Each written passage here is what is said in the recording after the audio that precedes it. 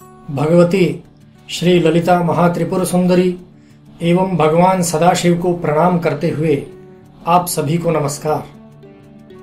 प्रिय दर्शकों, आज हमारे बहुत से दर्शकों की जिज्ञासा श्री कृष्ण जन्माष्टमी के विषय में है। हमारे बहुत से दर्शक यह जानना चाहते हैं कि अपने बहुत ज्यादा बिजी शेड्यूल के कारण यदि वे श्री कृष्ण जन्माष्टमी को पूजा, उपवास इत्यादि नहीं कर पाते हैं तो ऐसे कौन से काम करें जिससे कि भगवत कृपा प्राप्त हो और उनका जीवन कृपा के कारण भगवान की कृपा के द्वारा सुखमय हो।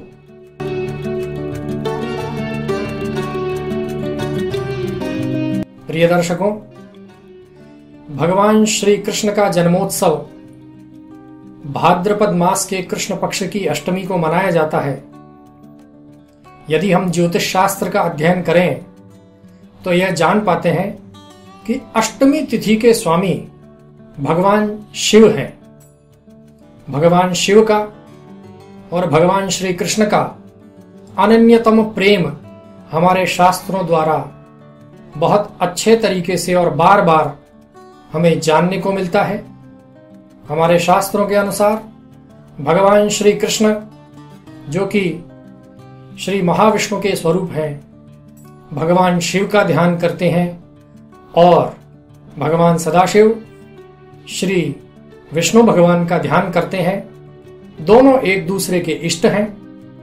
अतः भगवान श्री सदाशिव की तिथि अष्टमी को श्री कृष्ण जन्मोत्सव के रूप में भगवान महाविष्णु ने चुना और उसी तिथि में उन्होंने श्री कृष्ण अवतार लिया। ये उनके आपसी प्रेम और एक दूसरे के प्रति सम्मान का प्रतीक है।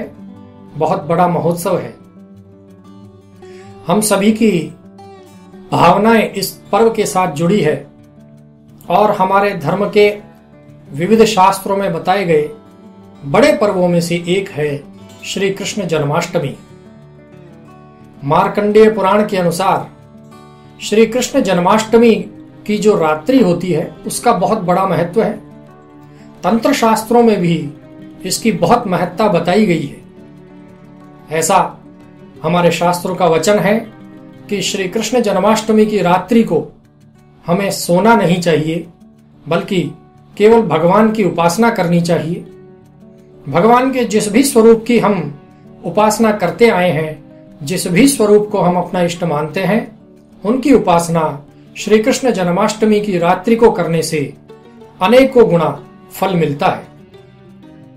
लेकिन हमारे बहुत से ऐसे प्रिय दर्शक हैं जो कि अपने कामकाजी जीवन की वजह से, व्यस्तताओं की वजह से दिन भर उपवास नहीं कर सकते हैं, शाम को विधिवत पूजा भी नहीं कर पाते हैं। वे लोग ऐसे कौन से काम करें जिससे कि उन्हें भगवत कृपा प्राप्त हो। प्रिय दर्शकों, हमारे शास्त्रों में ऐसे बहुत से कार्य बताए गए हैं जिन विभिन्न कार्यों को करने से आप ईश्वर कृपा प्राप्त कर सकते हैं। अध्यात्म के द्वारा आत्म संयम और आत्म संतुष्टि प्राप्त कर सकते हैं। श्री कृष्ण जन्माष्टमी को यदि आप व्रत, उपवास, पूजा इत्यादि विशद रूप से नहीं कर पाते हैं तो विभिन्न वस्तुओं के दान करके आप भगवत कृपा प्राप्त करें। भगवान श्री कृष्ण की प्रिय गौ माता की सेवा इस दिन बहुत पुण्य फलप्रद कही गई है। यदि वेद लक्षणा गौ माता हो और पीले रंग की गाय माता हो तो आप उन्हें श्री कृष्ण जन्माष्टमी के दिवस गुड़, चने की भीगी हुई दाल, ये दोनों वस्तुएं उन्हें खिलाएं। ये भी नहीं हो सके तो हरा चारा आप गौ माता को खिलाएं। इससे भगवान श्री कृष्ण की कृपा प्राप्त होगी। जैसा कि हमने आपको बताया, अष्टमी तिथि श्री कृष्ण जन्माष्टमी का महोत्सव भगवान शिव का भी प्रिय है। इसलिए भगवान शिव के प्रिय पदार्थों का दान और वांछित लोगों की सेवा इन पदार्थों के द्वारा की जानी चाहिए।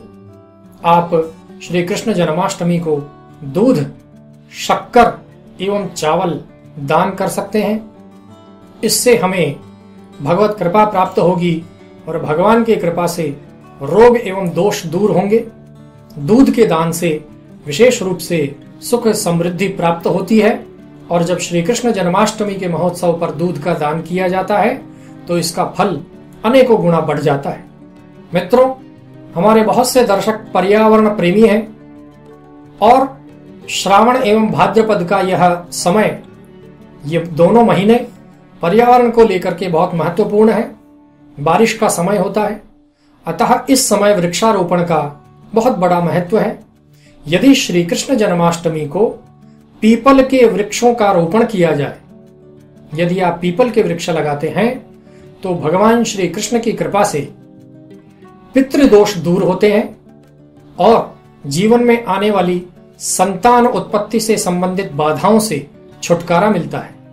अतः संतानोत्पत्ति और पितृदोष से मुक्ति चाहने वाले लोगों को श्री कृष्ण जन्माष्टमी को पीपल के वृक्षों का रोपण करना चाहिए, पीपल के वृक्ष लगाने चाहिए। इसी के साथ आप ब्राह्मणों को पीले चने की दाल और गुड़ दान कर सकते हैं, पीले वस्त्र दान करें और इसके साथ दक्षिणा दान करें।